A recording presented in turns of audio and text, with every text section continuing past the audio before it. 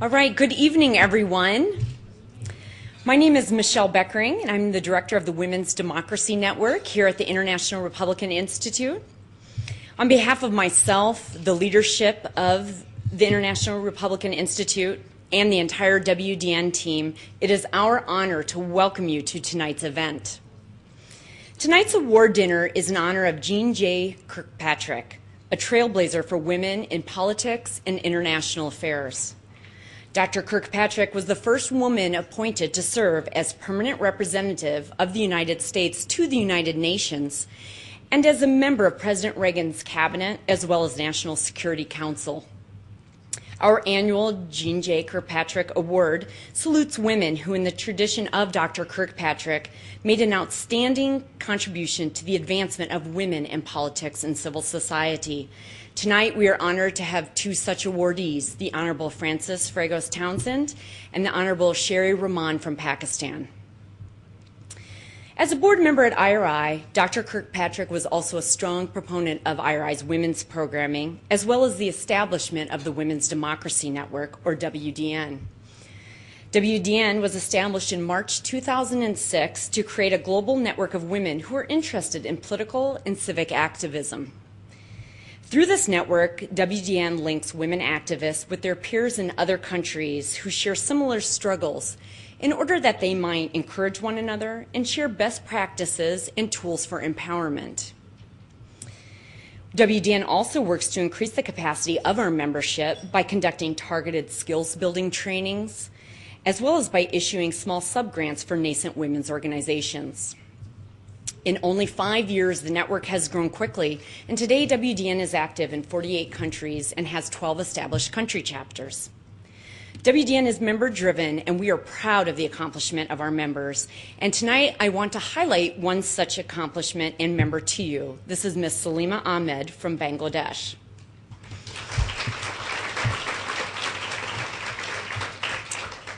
As a successful businesswoman herself, Salima realized that there was no body in Bangladesh which supported women entrepreneurs. Salima took the initiative upon herself, and it took her 6 hard years of lobbying, but in 2001, the Bangladesh Women Chamber of Commerce and Industry was created. And today, this chamber is devoted exclusively to facilitating the advancement of women entrepreneurs in Bangladesh. Through the chamber, Salima has developed 3,000 women entrepreneurs in Bangladesh. She supports them through trainings, business counseling, legal rights education, and through credit linkages. Furthermore, the chamber has now created a national hotline for women to ensure that they have an outlet to protect themselves against discrimination. Through her efforts, Salima is directly fulfilling WDN's mission to increase the empowerment of women in her society.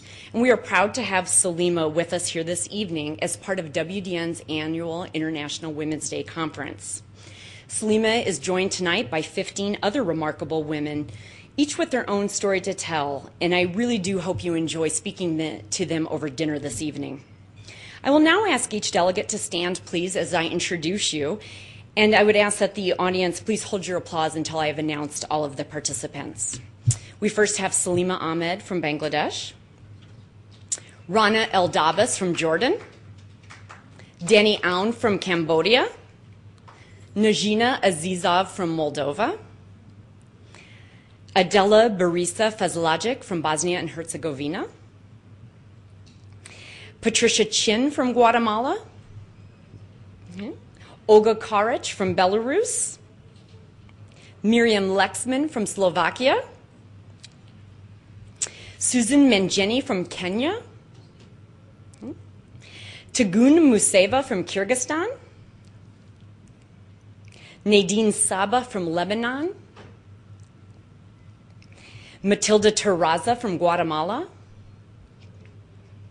Elma Tershana from Albania, Ksenia Vakrusheva from Russia, and Sandra Yanez, who unfortunately due to flight problems will not be joining us until tomorrow, but Sandra is from Bolivia. So if you will please join me now in applauding these network members.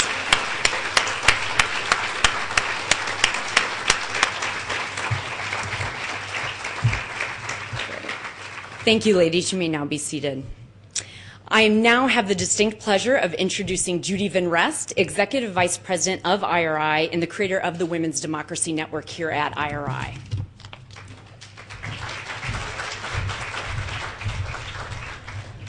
Thank you, Michelle.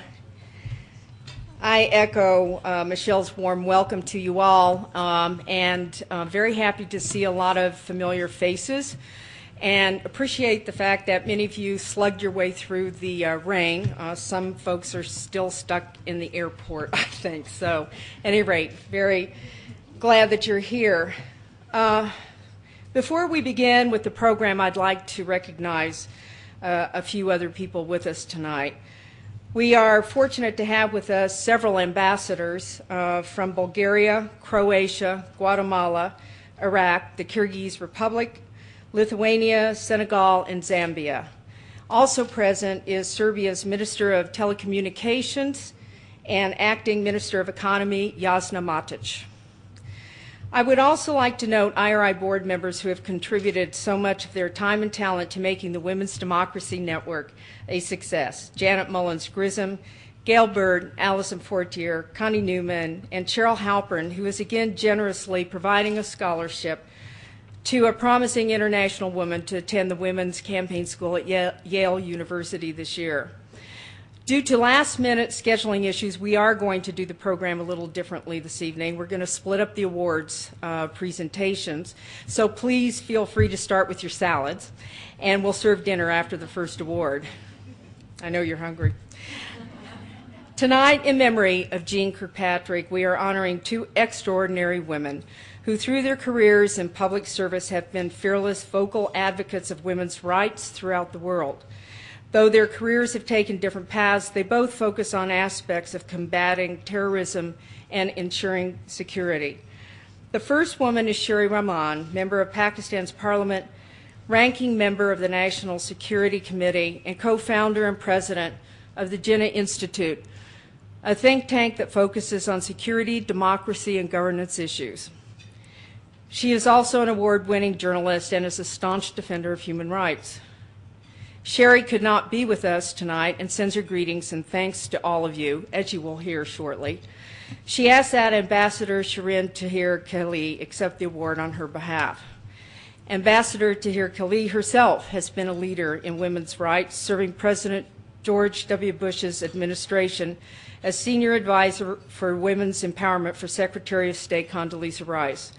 She spearheaded the efforts of the Secretary's Women Leaders Working Group, comprised of nearly 40 foreign ministers and heads of state, on issues of economic empowerment, education, and justice for women. And she especially focused on engaging women of the Muslim world. Ambassador Tahir Khalil will tell you more about Sherry's background, but I can tell you from my own experience, Sherry Rehman is one of the most courageous women I know. Today, she faces the harsh realities of women fighting against extremism in their countries, and her expressed views have put her at great personal risk. On behalf of the Women's Democracy Network, I am pleased to present the Jeane J. Kirkpatrick Award to the Honorable Sherry Rehman for the work she has done in Pakistan and around the world.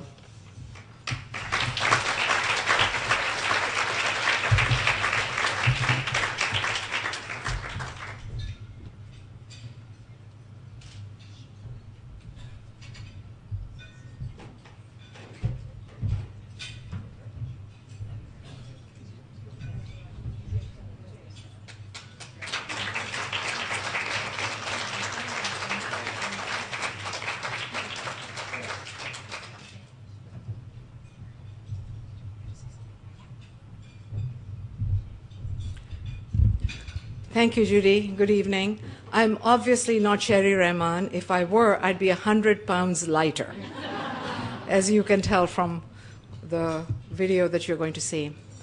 I want to take a second of the time that I have here to thank old friends and colleagues that I see in this room. It is definitely wonderful to be back in Washington, albeit briefly. To Lon Craner, Judy, the work that you do, the work that we all started together that you continue to do is absolutely wonderful. I just want to say something about Sherry Rehman that you may not find on Wikipedia, although everything is out there, I know. I met Sherry Rehman a very long time ago and recognized that she is one of those leaders who come along in every generation who make a huge difference for those who follow. When I met Sherry, she was a journalist, a leader in that field, but she was already focused on issues that had a lot to do with the future of Pakistan, the kind of country it was going to be, and how to keep it on track to be the moderate, dynamic, inclusive country that it was meant to be. In the course of her work, she has focused on issues that are extremely difficult, which are not easily done, and that come at great peril to herself. But these have been issues that matter to everybody in this room, that should matter to everybody in this world, actually, dealing with the basic issues of human rights, the rights of women, the empowerment of women, access to justice, and governance. In her work on this, she has, I think, achieved milestones in terms of legislation passed. I think she's been a very important member of the parliamentary group, which has included women from all parties in Pakistan's National Assembly. It is one of the few institutions in Pakistan that actually has across party lines collaboration in moving bills. And Sherry's leadership in that, along with her work in freedom of press and just political activity, have been quite phenomenal. She was a member of Condi Rice's Women's Leaders Group and was working with the Foreign Minister of Greece on issues relating to media and political freedom that the two of them were co-chairing, at least at the point that I signed off from the administration. So it's a deep honor, and I thank Sherry for suggesting that I could pick up this award for her, and IRI for actually reaching out. Thank you. Mr. Lon Kramer, Judy Van Rest, distinguished delegates, ladies and gentlemen. First of all, let me thank the IRI's Women Democracy Network for honoring me with this year's Jeane Kirkpatrick Award. It is indeed a privilege to be recognized for doing what all empowered women should be doing, advancing the cause of democracy at all possible forums open to us worldwide. I also want to take this opportunity to thank the International Republican Institute for standing up for women all over the world and for providing sustained and exceptional support for democracy as well as for women leaders through both good times and bad. Friends at the IRI have been especially supportive in reaching out to those of us who have faced challenges in our own communities from time to time. For this, I thank you. It is coalitions like yours that give women hope all over the world, where a strong sense of partnership guides us through minefields of oppression, denied opportunities, and onerous odds. I wish I could have been here among you tonight to build on old relationships and to invest in new ones. I just do hope we can meet in better times, and I'm sure we will. As experienced hands in the business of helping women realize their true potential, I'm sure you all know that empowerment is fundamentally about the ability and opportunity to make choices. In Pakistan, where I invest my identity and resources, women face a growing sense of alienation from their ability to exercise power both over their lives as well as in the public domain. This is because of diminishing opportunities as social and economic actors. Access to jobs is going up as markets expand. That is not the only problem, but the power to dispose of one's income is available still to a very few. Terrorism, militancy, and religious extremism ravage all of our society, and their long collective shadow in Pakistan now defines the terrain for social exclusion for women in areas where we would not expect it, in areas where the Taliban have been flushed out, in areas where urban reform and social change should have brought better lives. We fight many odds as the state battles terrorism.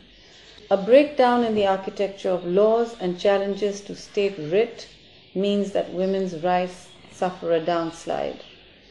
Despite extensive income transfers to women in vulnerable positions by this government and the introduction of a social safety net for the poorest of women in Pakistan, which has been done for the first time, women still continue to experience power mostly in its absence rather than its exercise. What then can be done in such a short intervention? All I can say is that most states in South Asia with poor governance structures are clearly no match for the creeping extremism in our societies. But the state can start to challenge this trend by investing in better governance of social programs. The only indicator that remains stable in most correlations to empowerment is access to education, not just jobs, as I pointed out earlier, and to a large extent better health care. On an average, for instance, all those who seek to influence policy discourse in Pakistan and invest in better lives for women can target traditional social indicators and Millennium Development benchmarks as indices we need to work on and can safely invest in as those that provide productive outcomes. While framing new legislation is critical, as laws provide the foundation for the option of state relief or affirmative action or punitive action, I want to remind this thoughtful audience that laws often provide for little reform on the ground where literacy is low if public knowledge of their utility remains obscure. Women are unable to navigate the programs on offer for them or to seek relief from empowering laws because of lack of information and or capacity, or both. This is where media and communication initiatives can actually transform the relationship of women with the state as well as with society. This is why freedom of information and the right to information remain two key pillars of democratic institution building that I strongly support. The good news, and there is good news of course, like God, is in the detail. A mushrooming urban youth culture has begun to accommodate middle-class aspirations in Pakistan, not just accommodate but articulate them as well, and provides a gender-neutral public space in the media, which women use often and very productively. Women are serving as role models in traditionally all-male professions all over Pakistan. A higher participation of women in the parliaments, both provincial as well as national, has redefined the national agenda in our legislatures. In fact, the vilified reserved seats for women have done more in 7 years for women's empowerment laws than anyone in 50 years of Pakistan's history. For instance, I quote, out of the 58 private members' bills moved in 2010 in the 13th sitting of the National Assembly, 85% of the bills were moved by women on reserved seats. Many changed the nature of the discourse, not just in the parliament, but in the public domain. These are good numbers, and these are thoughts that should lead us to exploring further opportunities. Now it is up to all of us, legislators, civil society, the media, and other coalitions to chip away the social, cultural, and economic barriers to women exercising power as full citizens of Pakistan today. This is indeed the promise and responsibility that democracy holds for us today. It is something we must work on together. And lastly, I cannot stop reminding people that women hold up half the sky everywhere they go. This unites us all in one enterprise. No one should be allowed to take away the freedoms and rights guaranteed to us under international norms and universal treaties. Where one good woman can bring a little change. Remember, a few good women can bring large-scale reform. This is the hope and the challenge for all of us today in the future. Thank you for giving me the time and the opportunity to speak to you tonight. I am Lauren Craner. I'm IRI's president, and I want to welcome all of you here this evening. Thanks to all of you for being at IRI's annual Women's Democracy Network dinner. Tonight we honor our guests from abroad, as well as Sherry Rehman and Fran Townsend. When I came back to IRI some years ago, I did so, as our board members will tell you, on just one condition, and that was that Judy Van Rest, who was then working in Baghdad, be IRI's vice president. And fortunately, Judy agreed. We returned with a number of priorities to make sure that we were the best at helping people to gain their freedom. One of our highest priorities that Judy and I talked about was helping ensure that women had equal opportunities to enter the political process and advance freedom abroad, which led us, with many of the marvelous women in this room, to found the Women's Democracy Network. An early backer of WDN was an IRI board member who's with us tonight. In fact, a couple of IRI board members who are with us tonight. But one in particular was Janet Mullins. She's currently with the firm Peck, Madigan, Jones & Stewart. She previously was vice president at Ford Motor Company. In the administration of George Herbert Walker Bush, she was assistant to the president for political affairs, after working for Secretary of State James Baker as assistant secretary for legislative affairs. Janet was the first woman to serve as a chief of staff to two senators, Bob Packwood and Mitch McConnell.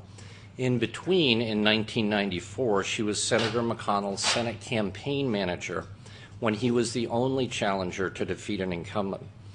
Working together with Janet at IRI is the second time that our paths have crossed. I was one of her deputies in the State Department's Legislative Affairs Office under Secretary Baker.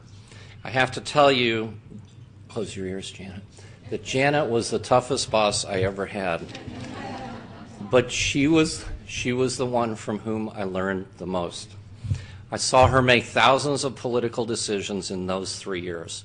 Most of us would be very happy with an 85 or 90% batting average. Janet's was about 99.9%, and I continue to turn to her for advice. You will find, as I do, that Janet is somebody worth listening to. Ladies and gentlemen, Janet Mullins Grissom.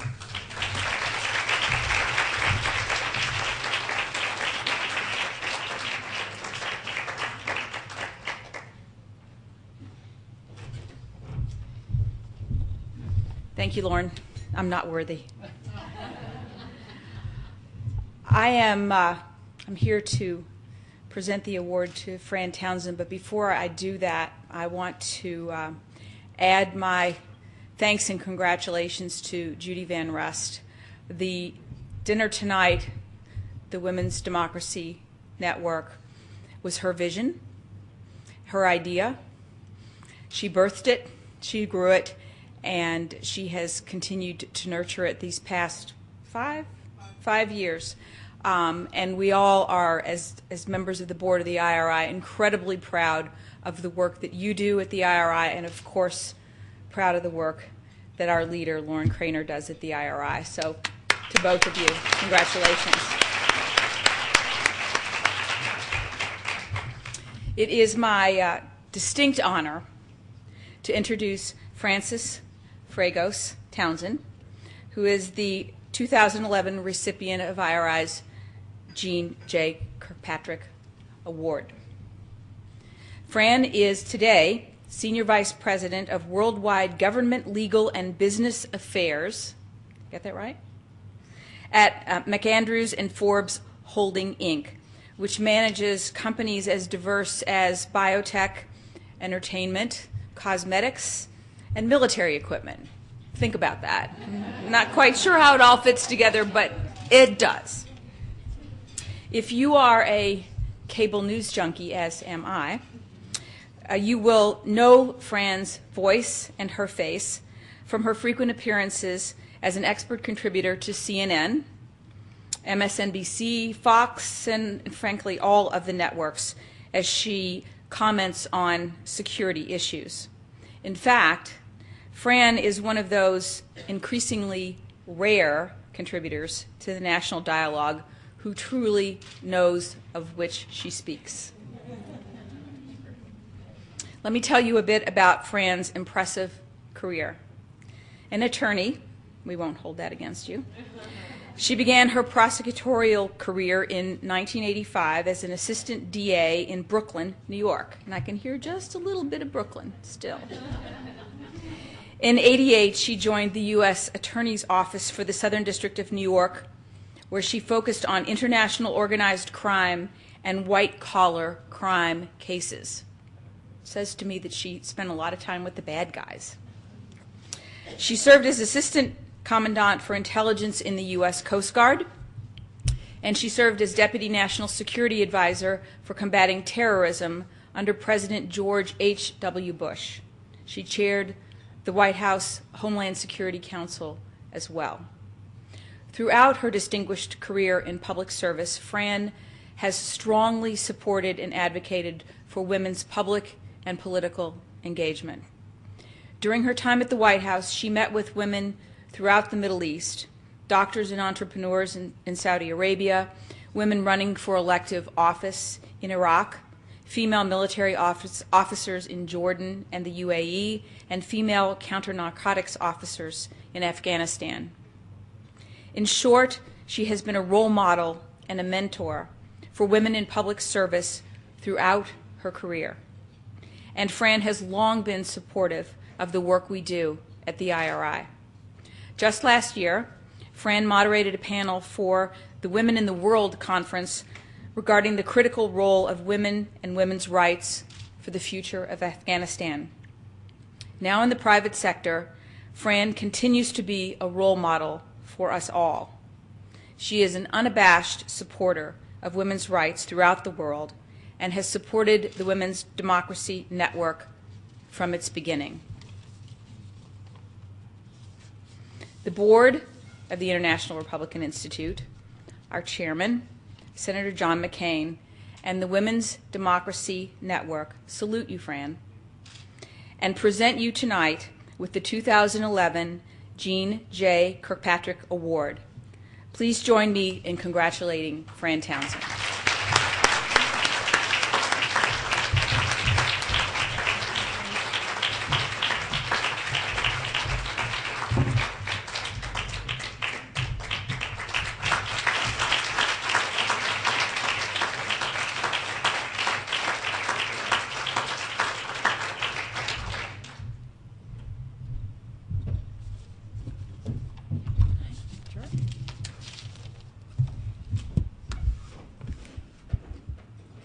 Well, thank you very much. I must say it's incredibly humbling to be here and to be honored tonight among women, the women who I met before this evening's dinner began, and all the risks you take. You remind us of the blessings of freedom that we enjoy every day and our obligation to advocate and to fight, to help you fight for the same freedoms. I'd like to thank Congresswoman Marsha Blackburn for joining us this evening, and my many friends, Maria Sino, Paula Dobriansky, Tammy Lonnenberger, women who have, by their careers and how they live their lives, have demonstrated their own support for women's rights around the world. I am very privileged to have you here to share the evening with me, so thank you. You know, while I was at the White House, and you heard in the introduction, I had the privilege of traveling around the world to meet with extraordinary women. My travels took me through the Middle East and North Africa, much in the news today, not so much then. In Bahrain, Qatar, and Morocco, I met with women diplomats and business owners. In Jordan and the UAE, I met with women in the military, including King Abdullah of Jordan's sister, Aisha, who is a senior military officer and who recently completed training in the United States at the National Defense University. And when she graduated, King Abdullah was there and looking on with great pride. In Iraq, I met with women seeking political office, and in Afghanistan, as you heard, women who put on the uniform and joined the counter-narcotics force there, as well as women who were running for political office. In Saudi Arabia, I met with entrepreneurs and women doctors who themselves were organizing and fighting to combat violence against women. And I've had the privilege to meet with women who are global leaders. It would somehow not be right if I did not acknowledge this evening having met with slain Prime Minister Benazir Bhutto before she returned to Pakistan and was cut down in the prime of her political career. And only recently in Paris, I met with the Iranian opposition leader Maryam Rajavi. All these women shared in common a commitment and a vision to improve the lives of all the citizens of their countries. Women's active involvement and participation in civic affairs and public life is on the rise. This necessarily makes countries not only stronger, but it strengthens, let's be honest, it strengthens their economies. I was often told that the West is a model for women around the world, and while certainly we have made great strides, I am quick to point out that the United States is not perfect. The United Kingdom has had its first female Home Secretary only during the Brown government, and the French have only recently had their first female Minister of Defense. And although the United States has had several notable firsts, including the fact that the last 3 Secretaries of State, including our current Secretary, have been women, there has only been 1 female Attorney General, 1 woman Homeland Security Advisor, 1 woman National Security Advisor, and I have been the only female Homeland Security Advisor. In the United States, there has never been a female Secretary of Defense, nor has there ever been any female heads of the CIA, Director of National Intelligence, nor the FBI. And so we are not done fighting here in the U.S., not yet by a long shot. And so with the progress, though, that we have made here in the United States, you may ask why focus or bring attention to what we have not achieved. Well, you heard in the introduction that last year in New York, I had the privilege of moderating a panel for the Daily Beast's Women in the World conference. The panel I moderated was a group of Afghan female activists who noted that the U.S. needs to do more than simply advocate for women's participation. They asked that we call specifically for women's involvement in national security issues. These women rightly pointed out that until the security issues in Afghanistan are resolved, their participation in other issues is only on the margins, and they are right. They are calling for a seat at the national security table, just as women in the United States continue to do today. I am still too often the only woman on a panel or in a policy discussion on national security issues, and I imagine that Secretary Clinton this very day often feels the same way. But women's voices now are being heard the world over.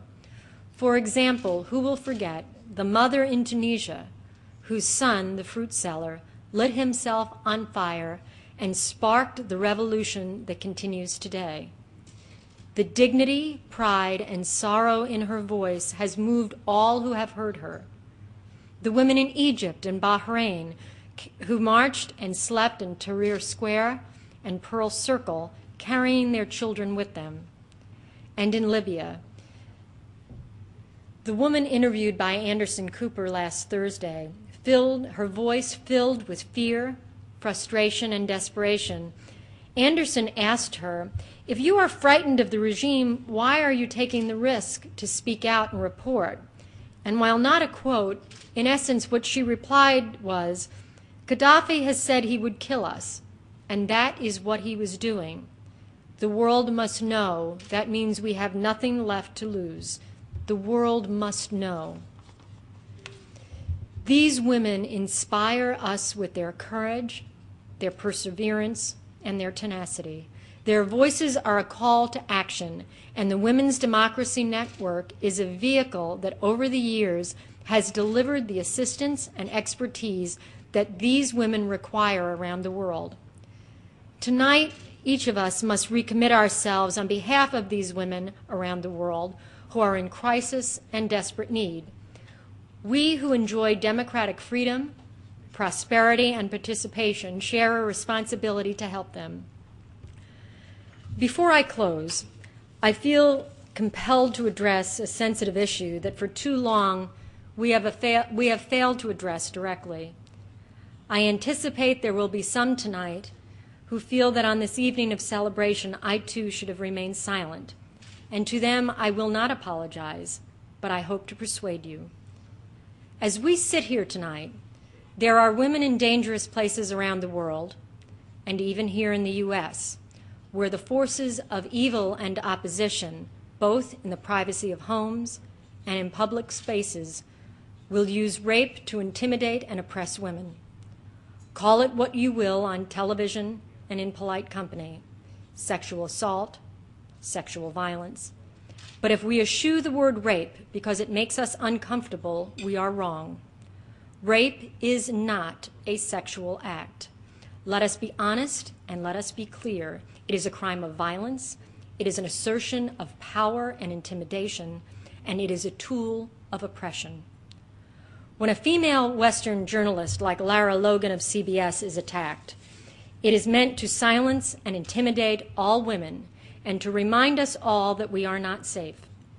It is meant to intimidate other journalists and the networks for whom they work, not to send women to war zones and to dangerous places. But I, for one, want to know what Katie Couric and Christiane Amanpour think.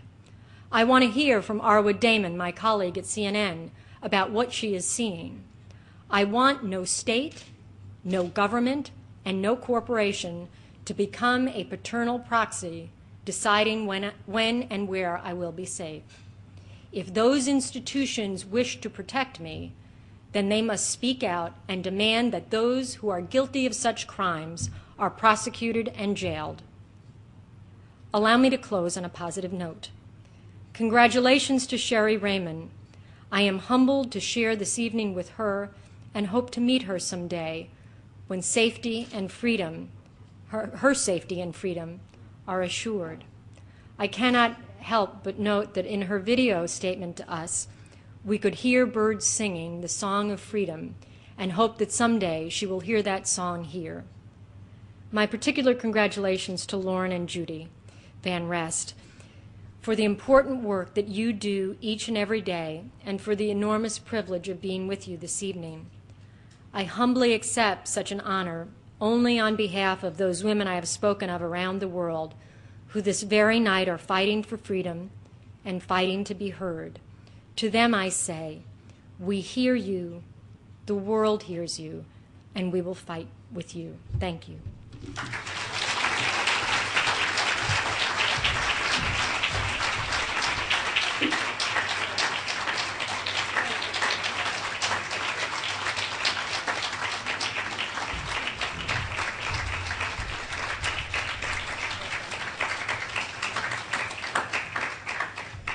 Fran, thank you so much. I mean, really, very inspirational and just a big wow. And I know it means a lot to the women who are participating in the Women's Democracy Network conference here. They're from all over the world, and I'm sure we'll be talking a lot about you and all the things that you have done. Thank you so very much. It's such a privilege. So now we come to the end of our event. We're known for trying to get people out, especially on a Monday rainy night. I just want to remind you that next week, on March 8th, millions around the world will commemorate International Women's Day. And we will honor such women as Fran Townsend and Sherry Rehman for all the work they are doing on behalf of women all over the world. I think we can all take some inspiration from these phenomenal women who are really making a major difference, a real difference for women's rights. So thank you so much again. It is just great to have you here, and thank you for coming tonight, and we will see you next year. Thank you.